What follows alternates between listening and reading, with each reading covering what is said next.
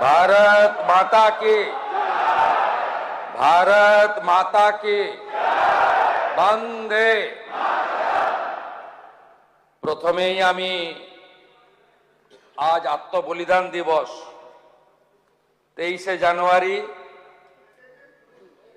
23শে June, যিনি 1947 সালের 20 June আমাদেরকে ভারত মুক্তি ঘটিয়েছিলেন, ডক্টর শ্যামাপ্রসাদ মুখার্জির আজ আত্মবলিদান দিবস।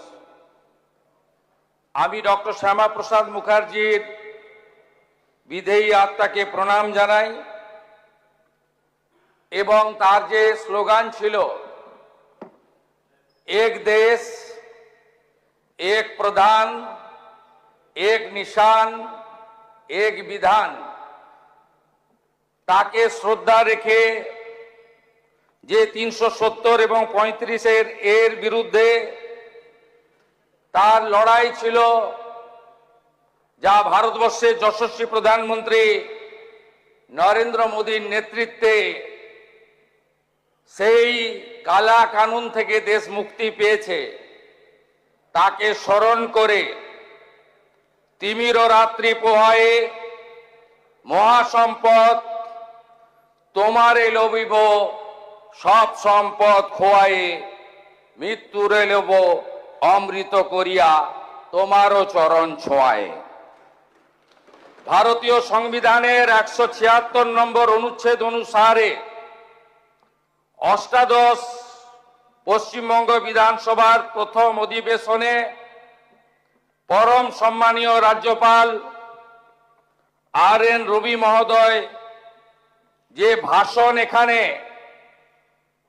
রেখেছেন, তাকে ধন্যবাদ জ্ঞাপন করে মাননীয় বিধায়ক অম্লান ভাদুড়ী প্রস্তাবিত ধন্যবাদ জ্ঞাপন প্রস্তাব, যাকে সমর্থন করেছেন মাননীয় বিধায়ক শ্রীমতী চন্দনা বাউরি, তাকে পূর্ণ সমর্থন জানিয়ে বিরোধীদের এবং বিরোধী দলনেতার যে অভিযোগ, তার উত্তর দেওয়ার জন্য আমি এখানে দাঁড়িয়েছি।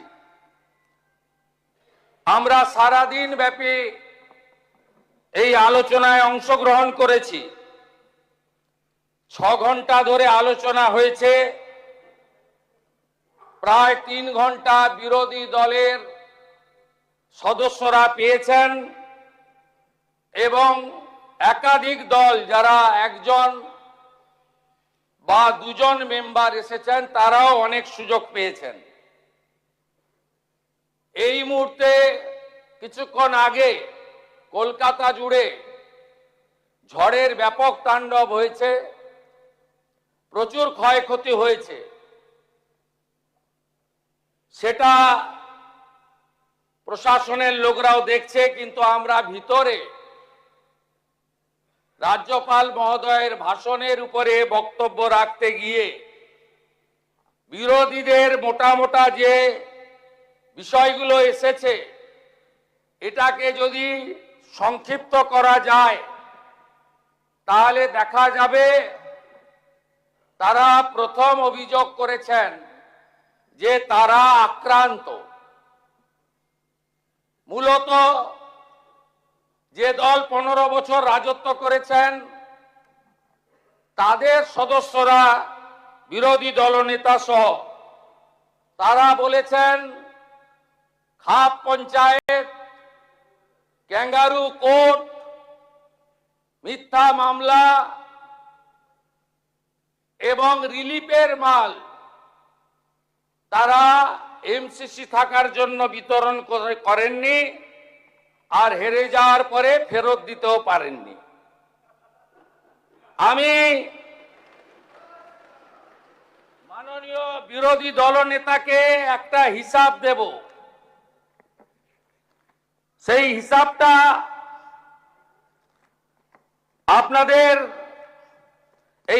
আপনাকে নিতে হবে। 21-এর সঙ্গে একটু কম্পেয়ার করতে হবে। 21-এ কি কি করেছিলেন আপনারা,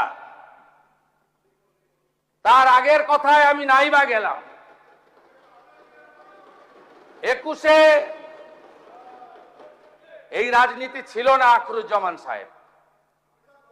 হার জিত আছে, আপনিও কংগ্রেসে ছিলেন, আপনি অনেক পরে এসেছেন, এবং সেটাও এসেছিলেন তখন শাসকের স্বাদ নেওয়ার জন্য।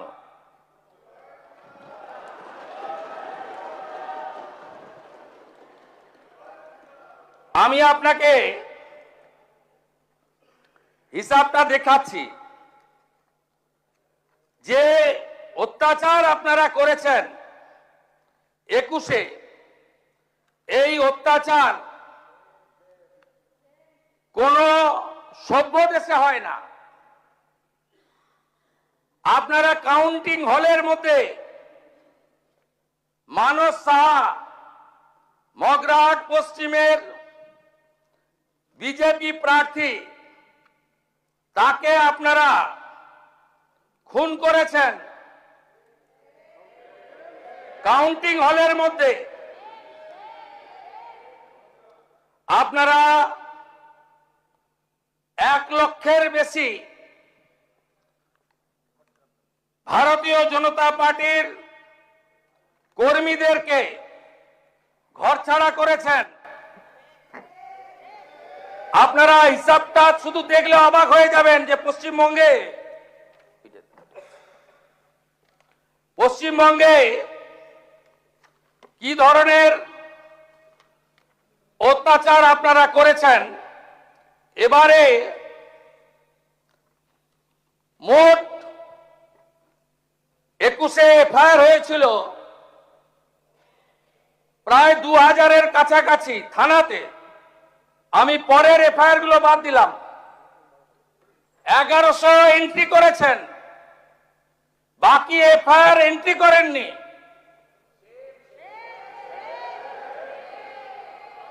মৃত্যুর সংখ্যা 57, আর এবারে অভিযোগ দিয়েছেন মাত্র 219টা। আর পশ্চিমবঙ্গের পুলিশ এফআইআর করেছে, মোটো এফআইআর নিয়ে 262। আপনাদের আগে ক্ষমা চাওয়া উচিত যে কাজটা আপনারা করেছেন। একজন সদস্য কালীগঞ্জের, তিনি অনেক বক্তব্য রাখছিলেন। আমি তো ধন্যবাদ জানাবো অধ্যক্ষকে যে তিনি মেড ইন স্পিচ পুরোটাই ওনাকে পড়তে দিয়েছেন। আমার মনে হয়েছে মাননীয় সদস্য ওরা নিজের কথা বলেননি, কেউ একটা বানিয়ে লিখে দিয়েছেন। তা আপনার তামান্নার কথা বললেন না কেন? আপনি যেদিন উপনির্বাচনে জিতেছিলেন, আপনার বাহিনী 6 বছরের ছোট্ট শিশু তামান্নাকে খুন করেছিল। তার মা বিচার পায়নি, আমার অফিসে ওয়েট করছে। আমি ডেকেছিলাম 4টের সময়। আপনাদের কাছ থেকে এগুলো শুনতে হবে। আপনি বলছেন গণতন্ত্রের কথা, আমাদের ডাকতেন আপনারা। মুখ্যমন্ত্রী মন্ত্রী তো দূরের কথা, আপনারা ভয়ে থরথর করে কাঁপতেন মন্ত্রীরা। এই মনে হয় দেখে ফেললো।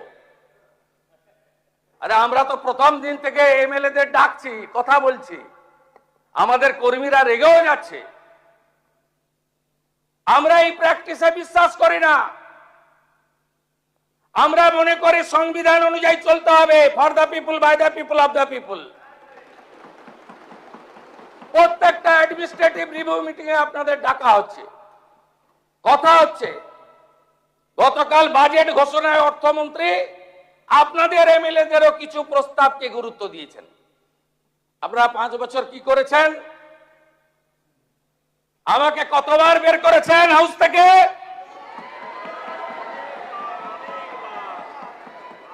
পাঁচবার বের করেছেন। 11.5 মাস বাইরে রেখেছেন। আমি ওখান থেকে দাঁড়ালেই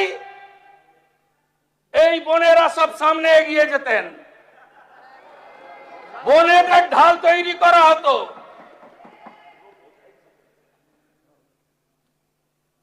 কত মামলা করেছেন আমার নামে?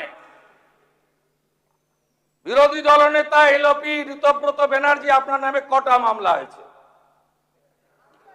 টোটাল মামলা হয়েছে আমার নামে 102। হাইকোর্ট সুপ্রিম কোর্ট কোয়াশ করার পরে ভবানীপুর নন্দীগ্রামের নির্বাচনী হলফনামায় আমার মামলার সংখ্যা দিতে হয়েছে 35। আপনাদের কাছ থেকে জ্ঞান শুনবো? আমরা এখনো বলিনি মুখে নিকো প্লাস লাগাতে। আপনার নেত্রী বলতো। আমাকে কতবার হাইকোর্টে যেতে হয়েছে পারমিশন নিতে? 104 বার। আন্দোলন করার জন্য নয়, বাঁকুড়ার কোতলপুর আলু চাষি আত্মহত্যা করেছে, আমি গেছি। ওই দলছুট প্রাক্তন এমএলএ হরকালী প্রতিহার, আপনাদের লোক হেরেছে, তার কাছ থেকে জেনে নেবেন। ওখানে আটকেছেন আমাকে।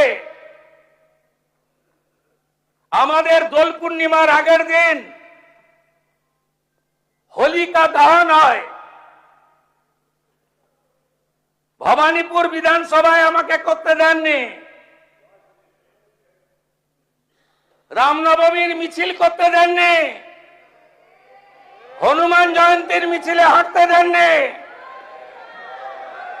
মোতাবাড়িতে ঢুকতে দেননি, হাইকোর্ট করে গেছে। ধুলিয়ানে 10টা হিন্দু গ্রাম লুট করলেন, হরগোবিন্দ দাস চন্দন দাসকে খুন করলেন, আমাকে ঢুকতে দেননি।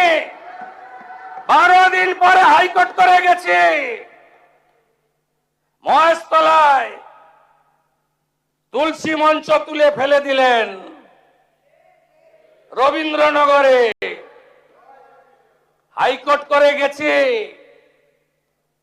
রাজ্যপালের তৎকালীন রাজভবন, আজকের লোকভবন, 24-এর নির্বাচনের পরে ঢুকতে দেননি। কলকাতা পুলিশকে দিয়ে তাড়িয়েছেন, হাইকোর্ট করে লোকভবনে ঢুকতে হয়েছে। তখনই বলেছিলাম নিউটনের 3য় গতিসূত্র, প্রত্যেক ক্রিয়ার সমান এবং বিপরীত ধর্মী প্রতিক্রিয়া আছে। তখনই বলেছিলাম পৃথিবী গোল, যা করিতেছেন জনতা জনার্দন দেখিতেছে, তারাই শিক্ষা দেবে। শিক্ষা দিয়ে দিয়েছে এই সরকার। দেশের সংবিধান প্রধানমন্ত্রী নরেন্দ্র মোদীজির দেখানো পথ, তাতেই চলবে। বিকাশও হবে, বিরাসতও হবে, और सबका साथ सबका विकास भी होगा, सबका हिसाब भी होगा।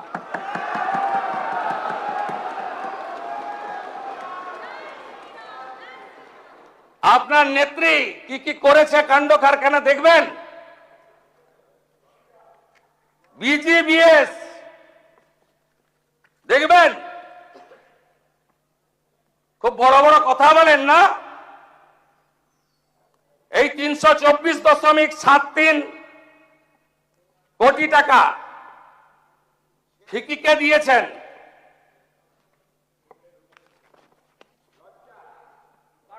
দেখবেন প্রাক্তন মুখ্যমন্ত্রী মমতা ব্যানার্জি,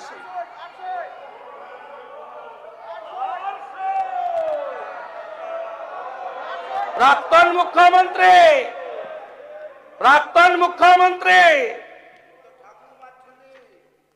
দেখবেন নাকি? প্রাক্তন মুখ্যমন্ত্রীর সই দেখবেন নাকি? 324 কোটি। এ তো হিমশৈলের চূড়া মাত্র।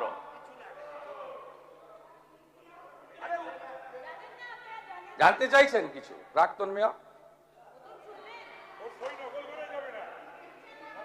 বেঙ্গল গ্লোবাল বিজনেস সামিট সরকার করেছে। প্রাক্তন অর্থমন্ত্রীর ফিকিকে সরাসরি 324.73 কোটি টাকা আপনার প্রাক্তন মুখ্যমন্ত্রী দিয়ে দিয়েছেন। ইয়েস, আপনি আপনি না না ফিকিকে ডাইরেক্ট টাকা দিয়েছেন। আপনি এটা করতে পারেন? আপনি পারেন দিতে?